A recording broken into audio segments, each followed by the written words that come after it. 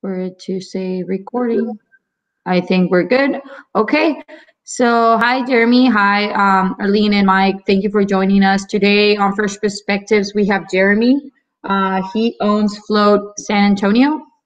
So it's a local business. It's been open. Is it 2016? Mm-hmm. So why don't you just introduce yourself? What is your business, and just how you got started with it?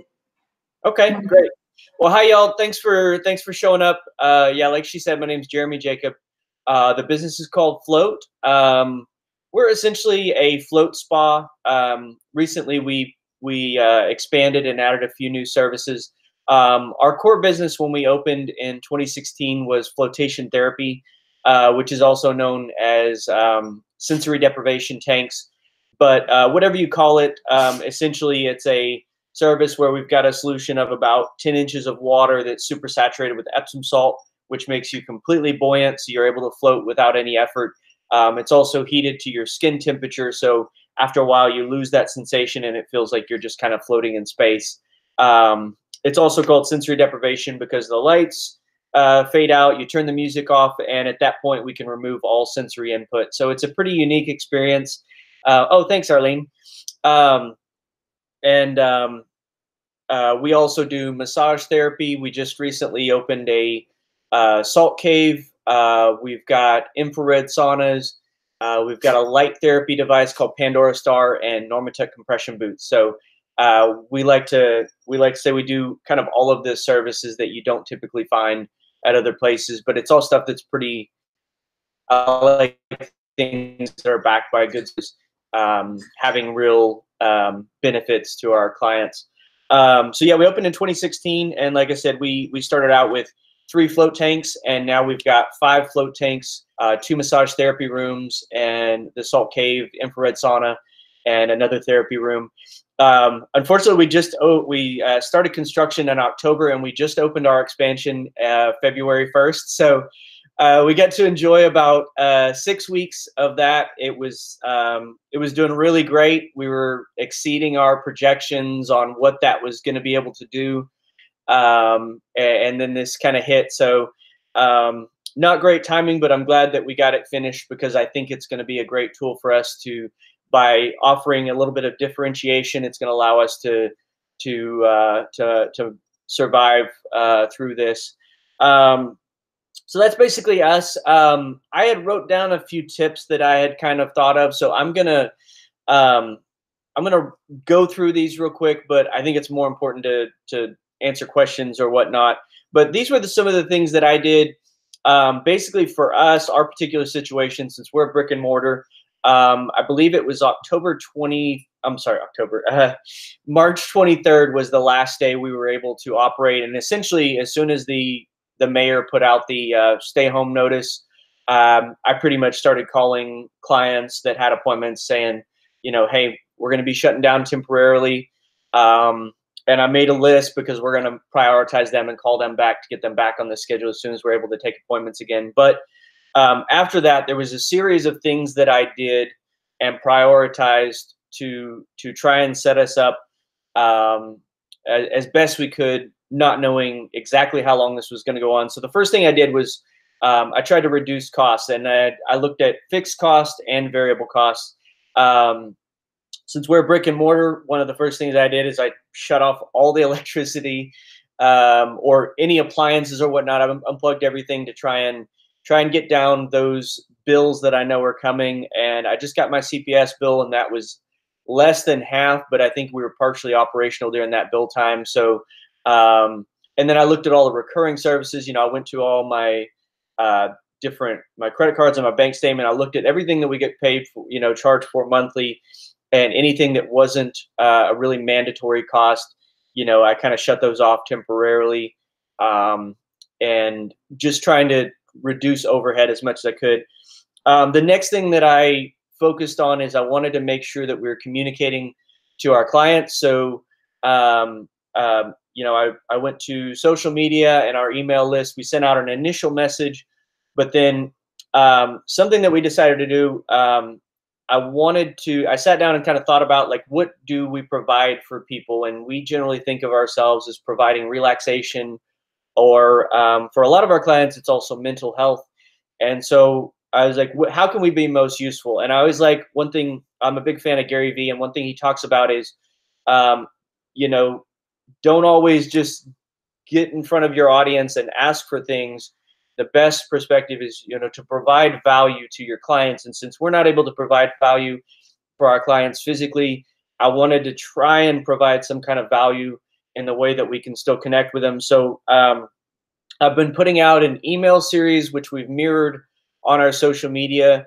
And it's called Coping with Quarantine. We started out with 10 days because that's what we knew initially. This was going to be a 10-day thing. I think they just extended it through the 30th. But it's a series of emails we're putting out, social media blast. And I basically sat down and thought of things that people are going to need to help maintain their mental health, physical health, all those type of things. So we did emails like, you know, how to start a meditation practice, or how to cook at home, just different stuff that doesn't really relate to what we do, but just what we thought could provide some value right now and some positivity. I've actually got some emails back from clients saying, thank you for this. It was actually really nice to see. It was really helpful. So I don't know how many people we're really reaching with that, but it's a good way to stay in front of people. The last thing that you want to do, if you have any kind of outlet as far as social media or email, you don't want to ghost people right now. You want to stay in front of them. We don't know exactly when we're going to be able to get back in business, but I want to make sure that we're there for them and we're continuing to provide some kind of benefit. Our 10-day email list is coming up soon, so I'm going to have to get really creative on what we're going to do next. I'm thinking about doing a Facebook Live each day or something like that, but that's going to be what I'm focusing on next. After that, I'm using this time to get caught up on the things that I maybe have been procrastinating, or that I generally don't have time for. We got our taxes done. I'm going to focus on some HR docs soon. If you don't have a employee handbook, or some of those tools that you've thought would be really, really useful, now is a great time to get caught up on those things and do the work that you generally don't have time for. So yeah, employee handbooks are really important in my opinion. If you ever have a hard time keeping your employees task oriented, maybe create some lists where we've learned if there's a list that they have to check off and initial, that can be really helpful to keep employees on task when you're and prevent micromanaging. So any of those type of things that you can think of that you don't normally have time for, this is a great time for that. And then of course, if you have a crew, I'm a big advocate of open and honest communication. I've been giving my team updates throughout this, and I've just been completely honest with them where we're at as a business, what we're waiting on some type of feedback from these government assistance programs, all that kind of stuff. But just trying to be honest with them and communicate, I think, is the best policy. If you people are going to be anxious, and if you just kind of stay quiet, it's going to add to that anxiety. And then the last thing that I wrote down is just pivot quickly. I got a buddy that owns a restaurant, and he's trying to decide, what type of offerings to have, and our situation, it feels like, changes daily. So your business better than anyone else. Definitely consult with folks. I'm sure there's folks at Launch SA and SCORE that you can talk to. I'm happy to help anyone out. My email address is jeremy@floatsa.com. I'll put it up here in the chat, but y'all are more than welcome to send me an email. I'm happy to help out. But if you see things changing and you see a way to either find revenue from an alternative source, or you're bleeding revenue somewhere else, you have to make changes quickly. And I think something that was really difficult for me to make decisions on is I want to try and support my employees as much as we can. So we're trying to maintain payroll the best that we can. But at the same time, you have to keep the ship afloat before you can save anyone. So if it comes down to that time period where you have to make decisions, you have to keep your business open, because you cannot help your employees if the business is no longer there. So in some ways it may feel kind of selfish, but it's the best thing you can do for your crew, is to make sure that your business is going to survive 6-12 months down the road to provide them with employment. So that's kind of my thinking on that. So those are basically the things that I came up with that I thought might be helpful, but I'm happy to answer any questions that you guys have.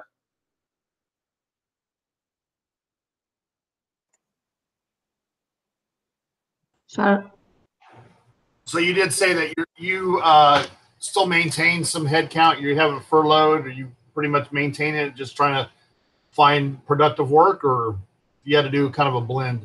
Yeah, my wife and actually we're talking about this today. You know, our crew is mostly at home, and I've been going into the spa, doing maintenance, making sure that we're the equipment's and maintaining all that type of stuff. But yeah, we had a payroll last week, and we basically went with like a partial payroll. I tried to pay everybody what we could in anticipation of this PPP program. I'm happy to answer questions on that, but I think there's probably better resources out there.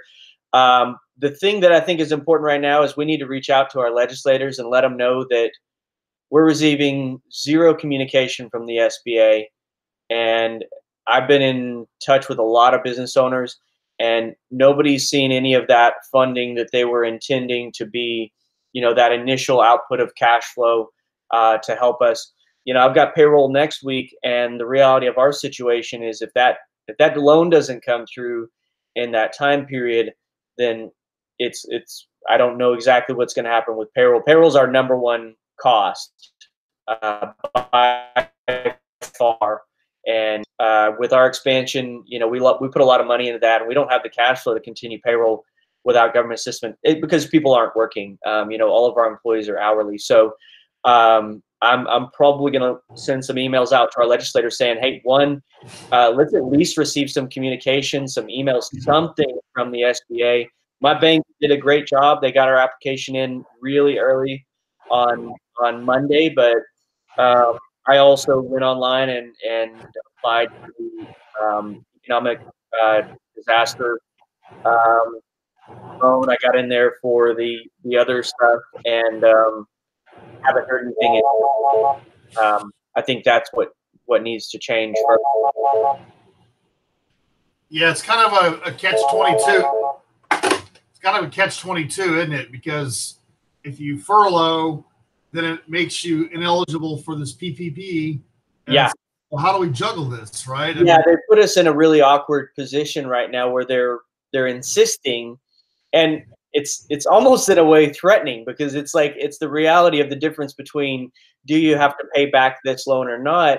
And they're saying you have to retain your employees, but if they're not providing the income when our payroll comes around, our hands are tied in both ways. So I don't exactly know how we're supposed to handle that. And I'm unclear on as like I said, our last payroll, for a good portion of it, a lot of our employees hadn't worked, but I went ahead and paid them what we could. And I'm hoping that we can make this retroactive. But based on some of the language that's slightly vague from the SBA, they're saying things like, after you receive the money, it's pay periods after that. Well, what about the payroll that, if we were forced to shut down, but they're asking us to retain employees? There's a gap here that I haven't really received any direction on. So I'm going to look into that a little bit further, but yeah.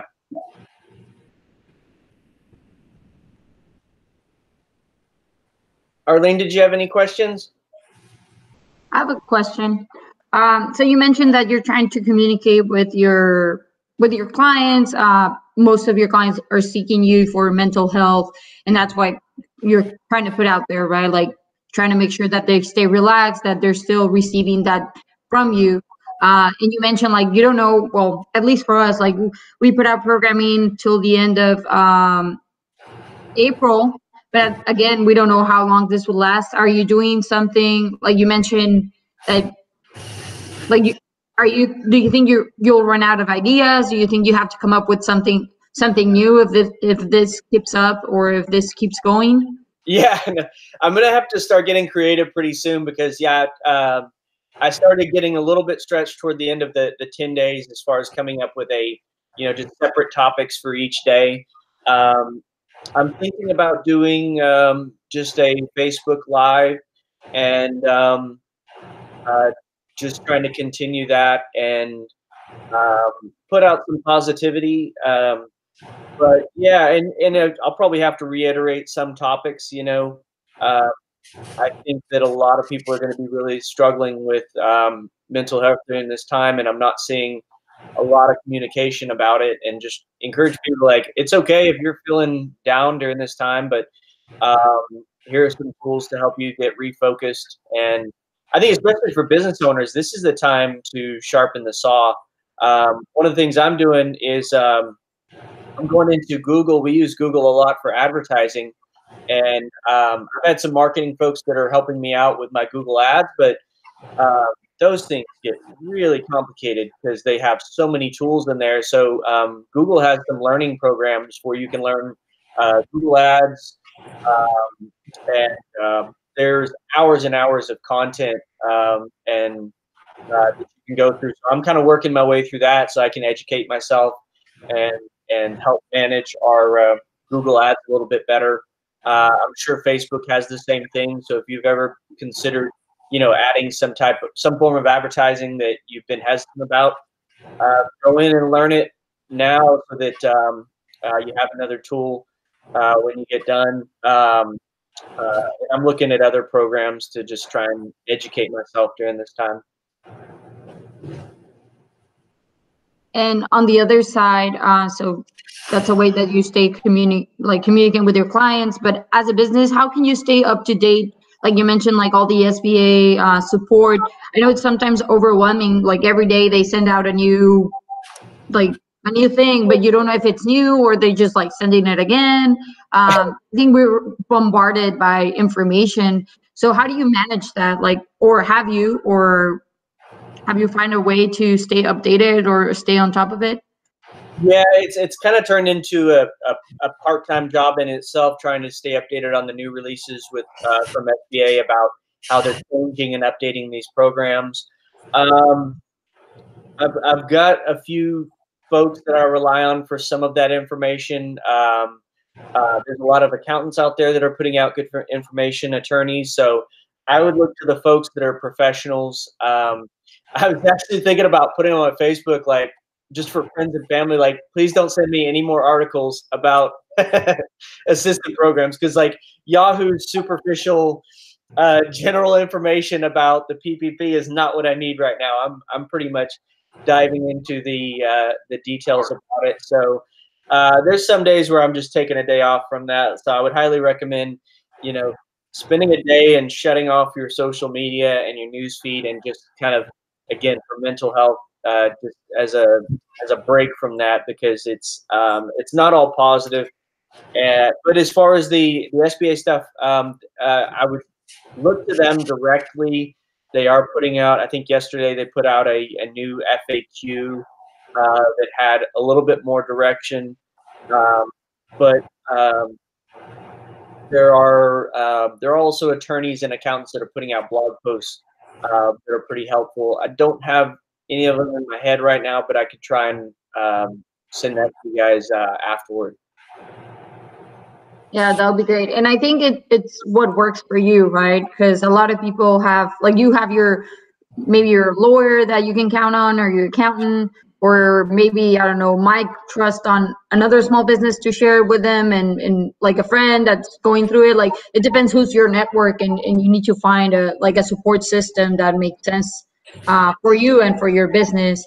Because like for us, like right now at Launch SA, we're getting a lot of different requests. People think by submitting a request assistance, there's somehow submitting for requests for funds, like through Live. Like, it's just there's a lot of confusion out there.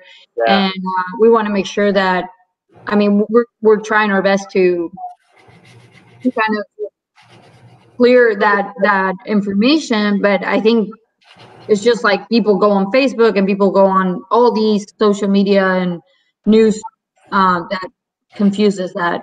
So yeah, I think you're right on that sense of, like, find your own like trusted source and go through that and take the breaks that you need to clear your head. Right. And then, so you're with your wife. Is this your only income or primarily source of income? No, I'm pretty fortunate. My wife works for UTSA, so we've got her income. Float is my only income. It is nice with the PPP that obviously I'm included in payroll, so we can pay ourselves. I was looking at the math today. I'm trying to get a little bit more clarification on the language as far as, they say 75% has to be used for payroll. And so I'm trying to find that balance where we can support our employees and follow the guidelines, but also, get the support for mainly our rent. So it's going to be, and we just have to be so careful. And I mean, worst case scenario, if you have to pay back a portion of that that loan, the interest rate 1% is fantastic. The terms are great, so it's not the end of the world if you have to pay part of it back. And I mean, I would even say if you have a chance to use that to pay down, say, a credit card that has a lot higher interest rate, go for that. I mean, if I'm able to get an additional loan from the SBA and the interest rate's better than my other interest rates, yeah, I'm gonna use that. I mean, you want to look at terms and everything, but I would look at that as an option as well. Something I was thinking as well for communication, as far as what we're talking about. I'm also part of like industry Facebook groups, so sometimes that's a good way to have discussions with other people. That's how I'm finding out. We've got a couple hundred float centers that are in a Facebook group, and everybody applied for the same thing.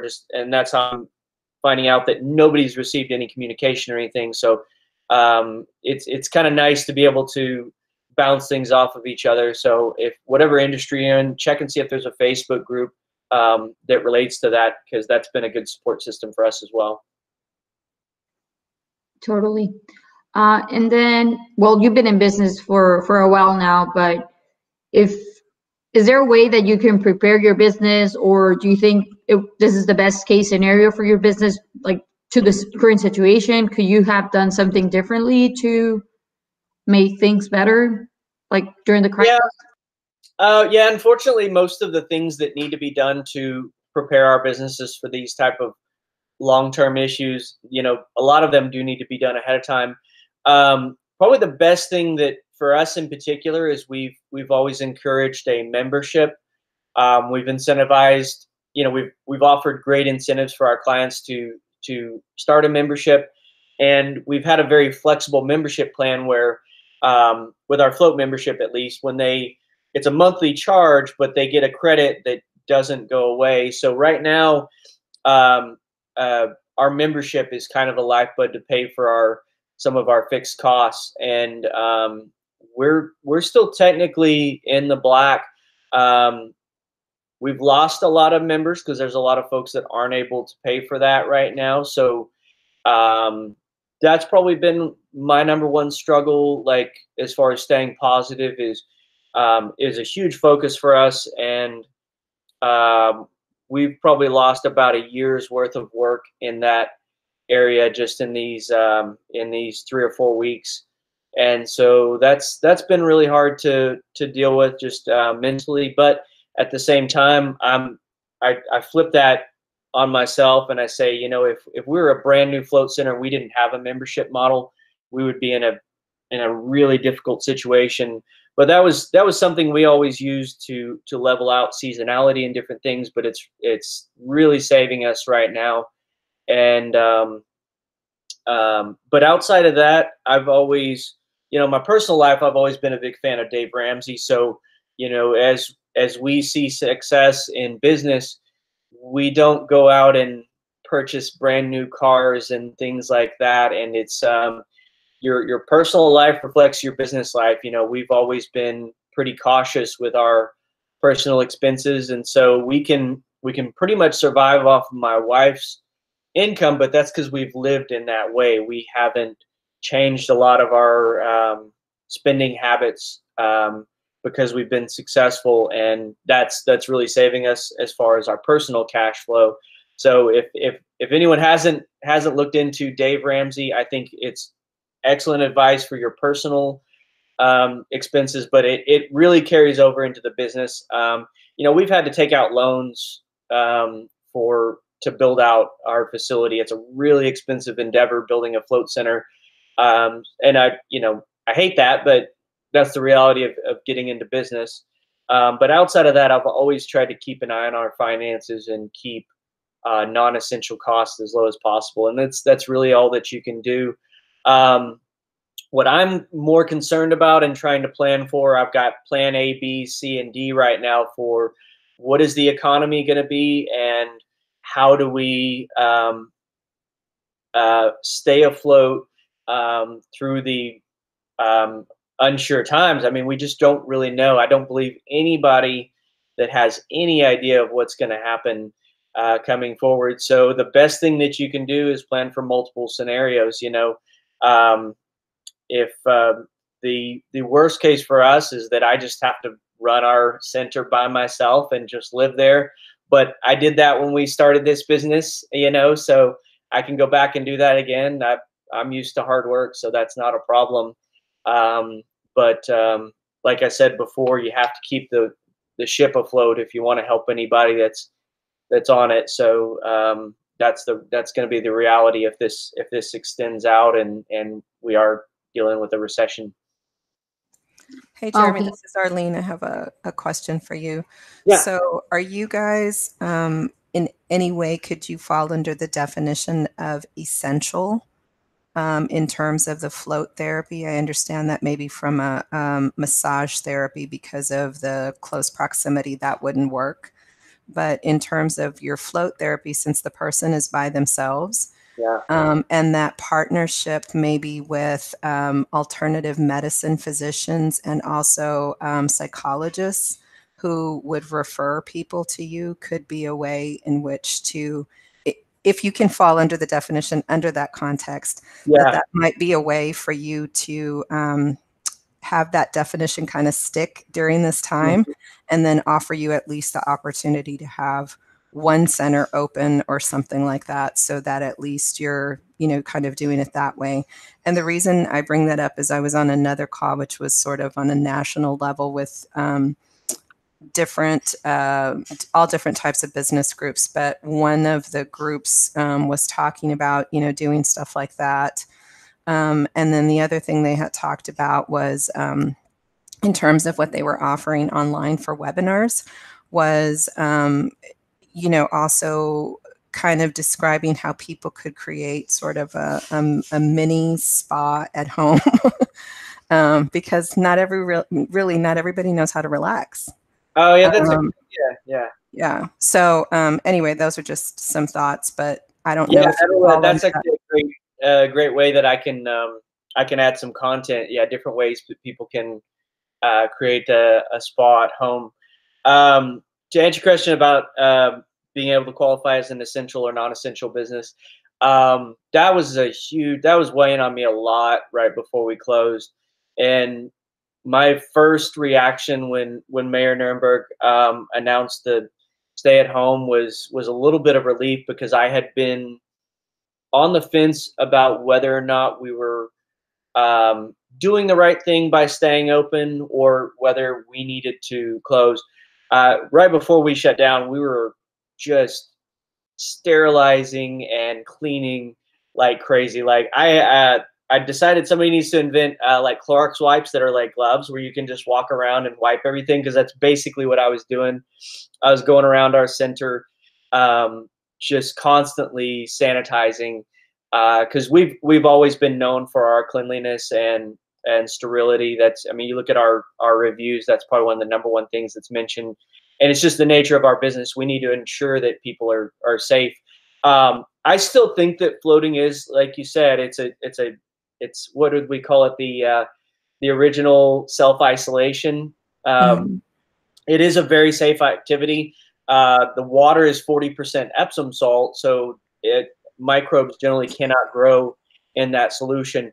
the trickier part is making sure that we're wiping down all of the surfaces and sterilizing those, and then you've also got the idea of what can remain on other surfaces. So I was really struggling with the decision of whether to shut down, and then we decided to go ahead and do that, and that felt like the right thing to do. I think when I'm talking about my A, B, and C scenarios is the reality is, you know, they're going to lift these sanctions at some point, whenever that happens, but the virus does not disappear after that. So I am trying to figure out ways that we can reopen and keep our clients safe. I ordered some UV lights.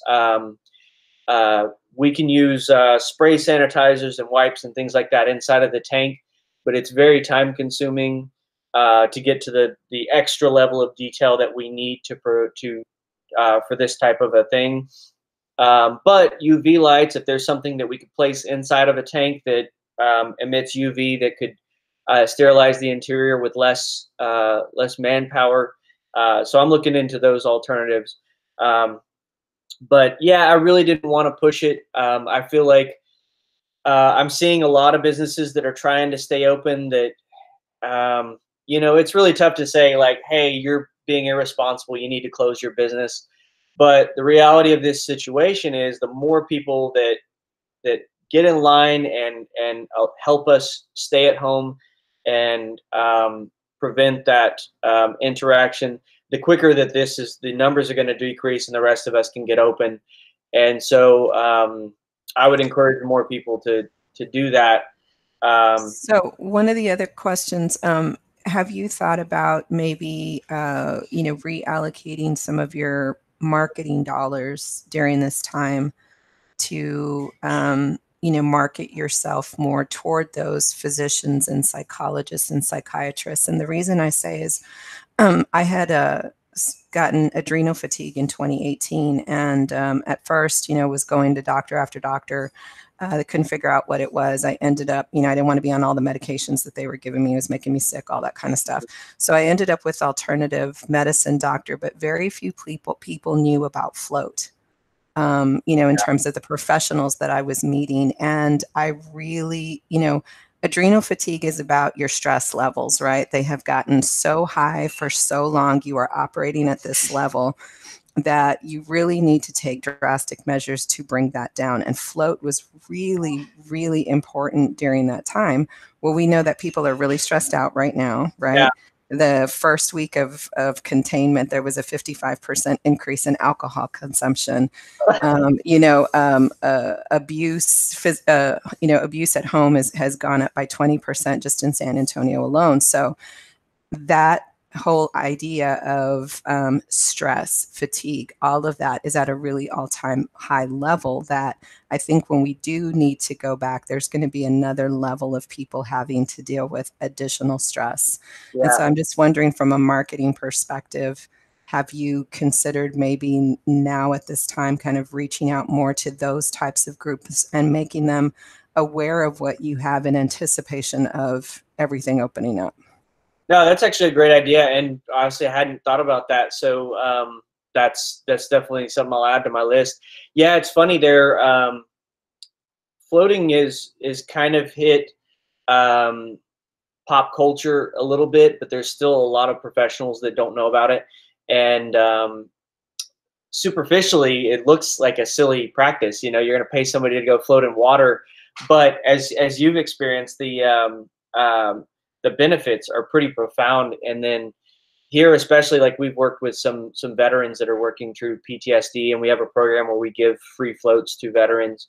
And it has, I mean, even being a huge advocate of floating in general, just seeing that the effect that it's had for some of those folks has just blown me away. So yeah, that's a great idea to try and reach out to physicians. And I don't know how that. Oh, and that brings up another thing I meant to mention earlier is we tried to continue some form of advertising a little bit during this time, and we were basically just spinning our wheels. So in order to try and keep costs as low as possible, we basically shut down all paid advertising right now. it is just a mess out there on Facebook, on Instagram. And so trying to shout through that noise, I think we'll be better off saving that money and using that when we're able to bring people in. So we're trying to utilize all of the things that don't cost us money as much as we can, but I can directly reach out to physicians. I can start doing searches and send out emails and do some of that grunt work to tell them, like, hey, you're going to have patients coming in with these symptoms. Please consider this as an option for them. Because I go to a doctor that doesn't like prescribing medication. So if I can find those folks that are looking for ways to recommend alternative therapies instead of prescriptions, yeah, that could be a great thing for us. Yeah, I'm really debating on whether we're going to see this huge influx or if it's going to be crickets at the float center after this, because I think there's going to be a big pent-up demand, but also, you know, there's a lot of folks that are out of work, so I'm really not sure which way it's going to go. I'm waiting to go back myself. But Really also, you know, customers. one of the things that you brought up was research, and I think that that's another maybe opportunity for you. There is a group in the nursing school at the Health Science Center that studies alternative techniques to reducing PTSD. And one of the nonprofits that they work with is called VetTrip. They're one of my clients. And so they provide services, free services for veterans that involves everything from massage, acupuncture, Reiki, meditation, healthy eating, you know, a variety of different things. But float is not something that they have as a component because, you know, not everybody can afford a pod and all the other stuff, right? So that, you know, I mean, it's not going to be immediate dollars for you, but in terms of like, if you really are looking for research and to have some scientific validity behind some of the things that you're doing, to maybe be a part of that, and also be, you know, there's a lot of dollars for veterans and PTSD. And so I think when you can get in with other groups like that, it sets you up for other opportunities as well. Yeah, we've pursued those a little bit. We get a ton of referrals from some individual physicians at the VA. VetTrip, I've ran across that name, but I think that I don't think that I've reached out to them directly. Well, if you're interested, they're a client of mine, so I'd be happy to make a virtual introduction if that's that would be great. in. Yeah, because that's probably been the most fulfilling part of being able to help people. I mean, I get to sit down and have conversations with people like you that have their personal stories, but the biggest impact is some of these veterans with PTSD who have, like, their life has just made a complete 180 with floating, because they're dealing with mental health and chronic pain at the same time in some cases, and it's just been amazing. But yeah, there's a few doctors at UT Health Science Center that have expressed some interest. It's a really long road for research. Fortunately, in the float industry, the research arena has really opened up.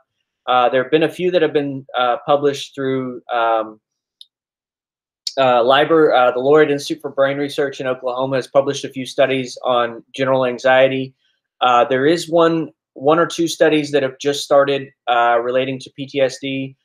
There's also some studies on athletic physical recovery aspect of it. So I think that's going to be really good for our industry long term, is there's going to be a lot of these studies that will finally come out. They just take years and years for that stuff to come about, but we're getting close to a lot of that. But yeah, I would love an introduction to VetTrip. That would be great. And then, Jeremy, you're talking about like how, like, it's just about like the float industry is just opening up. We're still at Launch Say, we're still getting inquiries about people who want to start a business like right now. So I noticed on your page it said like you visited a float in Austin. It was 2011, and then it took you like 4 years or 5 years to open yours. How was that process? Like, can you just go through like what it takes to open a business? How is not like, oh, I'm gonna open tomorrow? Like, yeah, were you doing your research? Why did it take you so long? Or what was the process of the starting point for you? Yeah, the timeline for us was 2012. My wife and I experienced floating in Austin, and then it was 2016 before we opened. So it was 3 years, well, 3 or 4 years, yeah, somewhere around there. I think it was closer to three.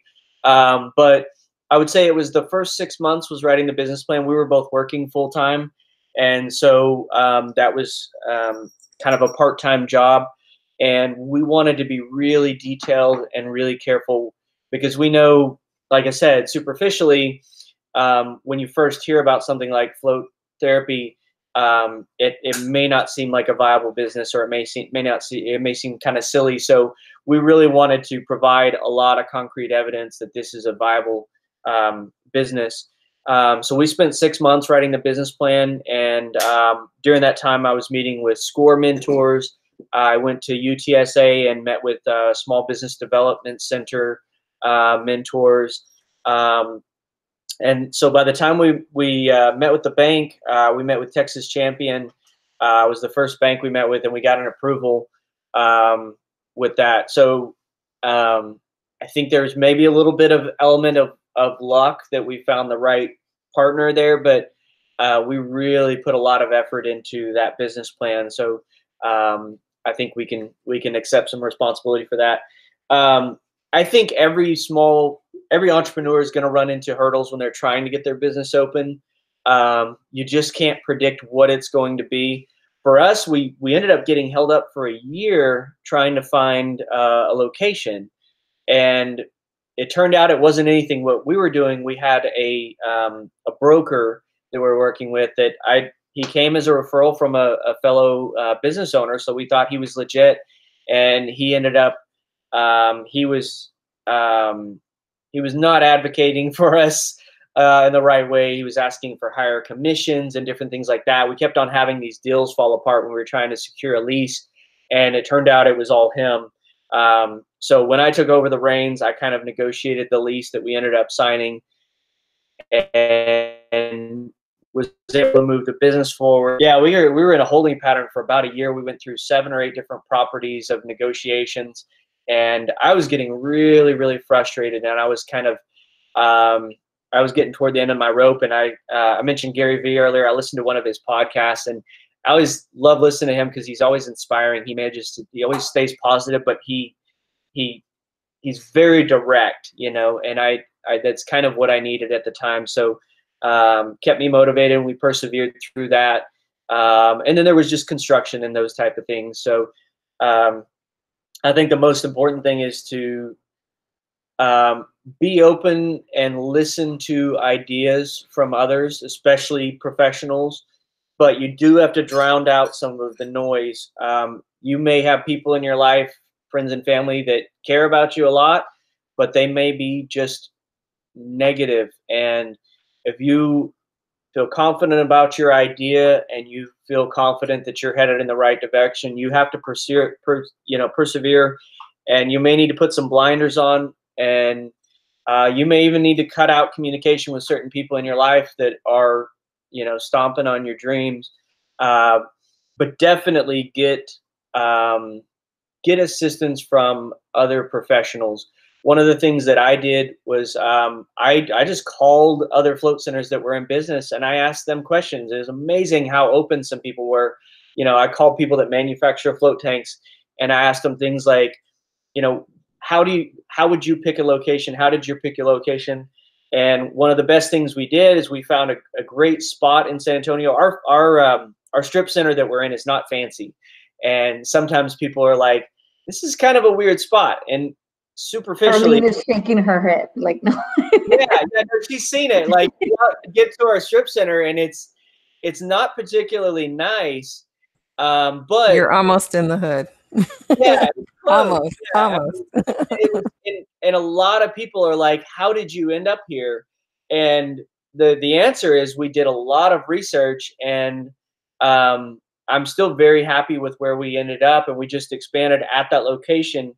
And so a couple of the tips that I got from people that own float centers is they said it's a destination business.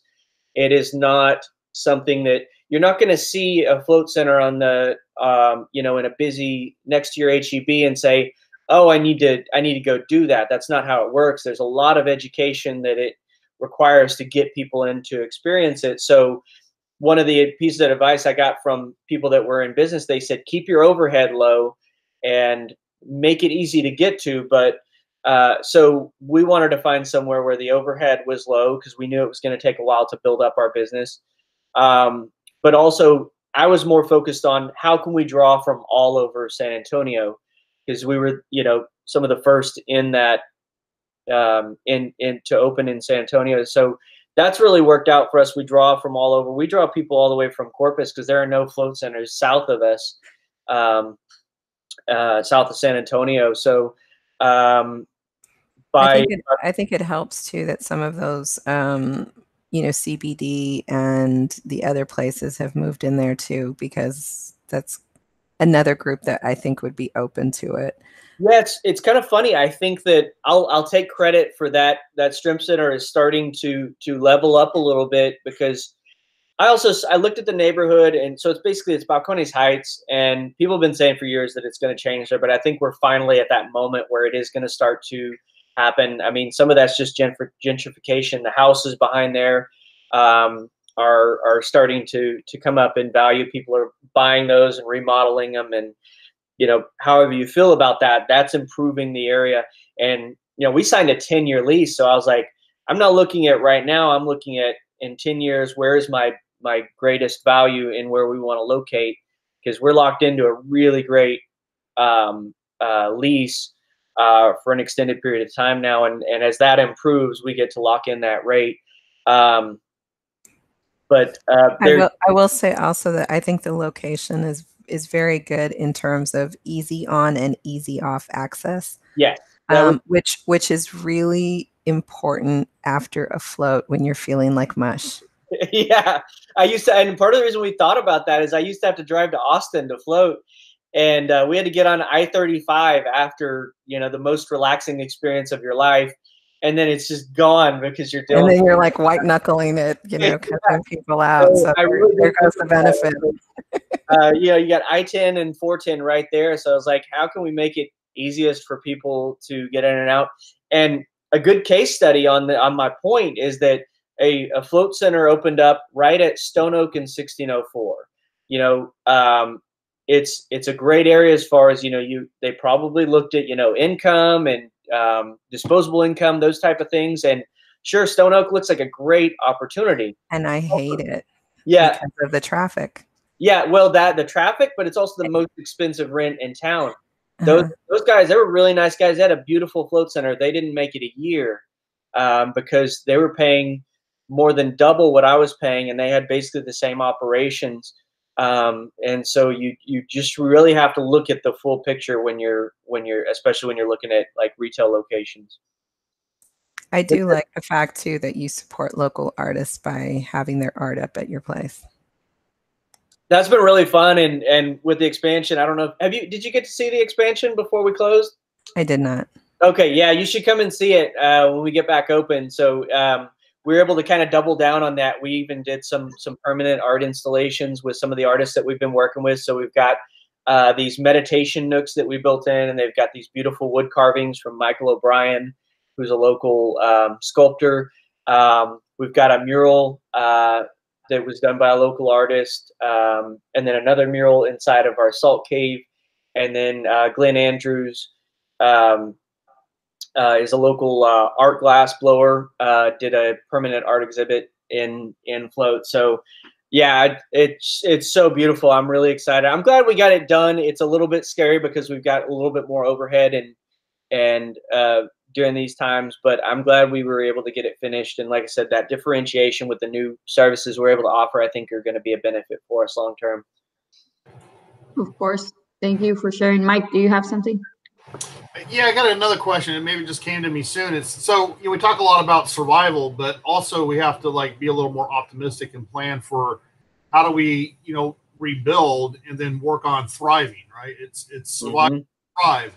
So have you set as far as more strategic planning, as far as when you're going to start, kind of how you're going to rebuild and start thriving again? Yeah, I'm actually one of the positive things from this is it's giving me maybe the bandwidth, but also the time to really dig into the numbers and look at, okay, we've got 3 years of business that we can go back and look at. Where can we be more efficient? What are the services? We're going to look at pricing again, because I was telling my buddy that owns a restaurant, I was like, everything's out the window right now. Like, people know that these are trying times for businesses. So if you ever wanted to try something, or you wanted to do something different, you want to change your pricing model, anything that you want to do, this is basically like a reset button. So I'm looking at, our different types of memberships, our different packages, our pricing. And there's a pretty good chance that we're going to raise our pricing after this. And this is an opportunity. We've got a larger base now. Do we want to try out charging more and maybe doing slightly less business? Maybe we won't. Maybe the business will stay consistent. But a $5 raise per service, when we did in February, when we were kicking ass, we did 1,200 services in 1 month. Well, if we just charge $5 more, we're probably not going to lose very many clients, but that could be another $5 or $6 grand that we could bring in. Our massage services typically are really inexpensive, and we've been doing that to try and build up our massage business, but maybe we're at that point where we need to look at that again. So I think taking the time to look at where is our greatest opportunities, and then making that change now, and having the faith that the business is going to come, I think it's a great opportunity to do that. And that's going to be my mindset moving forward. I'm planning for a lot of different scenarios, but I'm mostly gearing toward the business is going to be there, but we can set ourselves up for a new level of success by making the changes that we need to make. Yeah, I think your location about Coney Heights is great. So concerned about the long-term recession, right? I think that's where, I know me personally, I'm not looking about today. I'm more looking at, are we going to have supply or supplier interruptions 3 to 6 months down the road, right? That's kind of where I'm more focused on. But I think with you, as far as the concern about maybe your typical customer income is a valid point, right? But you're also really close to that whole medical center, which as we've all been saying, healthcare workers right now are working like crazy. So you got, to me, a captured audience that's been put under a lot of probably anxiety, and is going to be consistent with their income. That's a huge market, I think. If you're not already tapped into that, to really be like zero in coming back when people start getting back in society, so you bring cash flow back to the company. Yeah, you're exactly right. One of my plans is one of the best ways to get people excited about floating is to give them a float. And we have a ton of nurses that float with us because they've got extremely stressful jobs. They're on their feet a lot. It's trying physically and mentally. So if we can get them into float. So one of the promotions that we've done is that if you buy a gift card right now, we're going to give a float session to a healthcare worker. And that's something we're excited to do, just to say thank you to them. But it's also a great opportunity where we can get some of those folks into float, and then they're gonna be working hard for a long time into the future. That's a field that they just need more and more people. So if we can earn some of their trust during these times, and they become regular clients, that's an amazing opportunity for us. You're exactly right. I can't wait to have some of those folks in to help them recover and then earn their business in the future. Maybe even working with hospital HR administrations to make it part of their employee package. Yeah, another thing. That's a great. Plus it will give you a steady amount of money coming in from the hospitals themselves.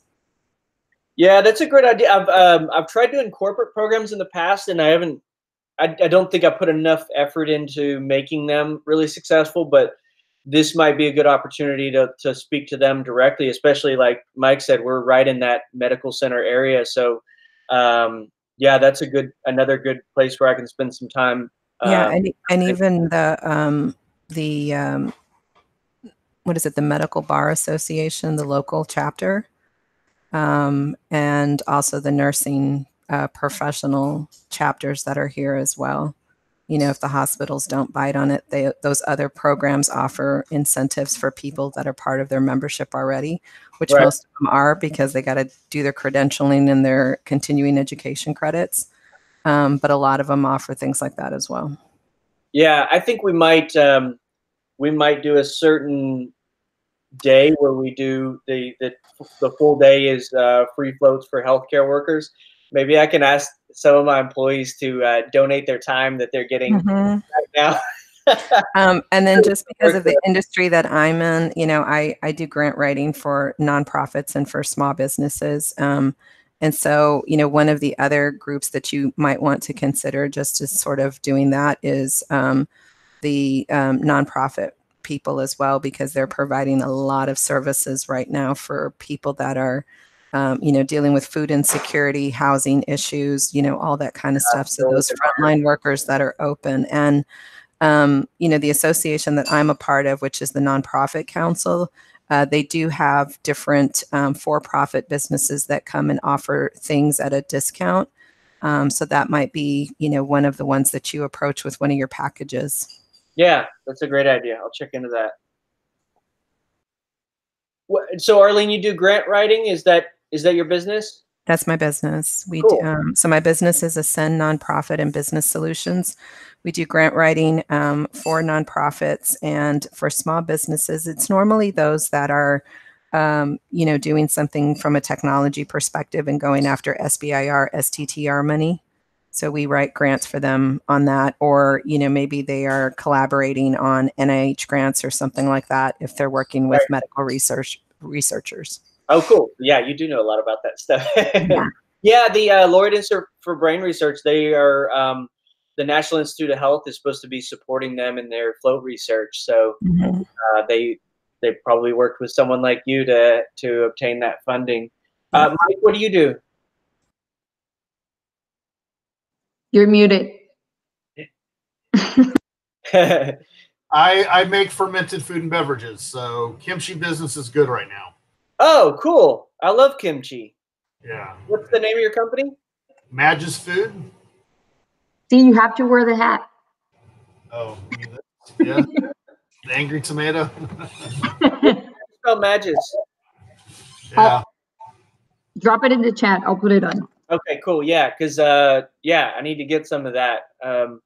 We have kombucha at Float. We go through. I don't know if you know the guys at Element. Yeah. Yeah, they're good guys. Kevin Rayhorn very well. Yeah. All us fermented people kind of, Yeah, I bet. Yeah. Yeah, those good guys. Yeah, we've been blessed. Like I said, I think kimchi sales is up 225%. Oh wow. We launched an HEB. Interesting time.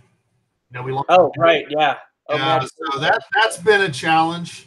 Dealing with HEB. That was going to be my suggestion too. You might want to reach out to HEB. All their buyers and the produce and all that have been working basically almost, Oh, I can't imagine.